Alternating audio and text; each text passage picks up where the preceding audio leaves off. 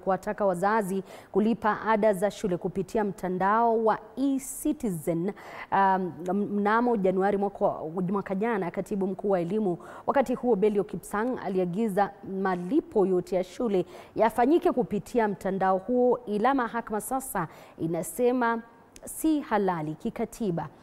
Checha Mwita ambaye ni jaji katika kesi hiyo, akitoa uamuzi wake, alizuia serikali kutekeleza agizo hilo, akitaja kuwa umma haukushirikishwa kabla ya uamuzi kufanyika. Mwita aidha aliongeza muda wa ada ya shilingi 50 ya huduma haikuwa na msingi wa kisheria.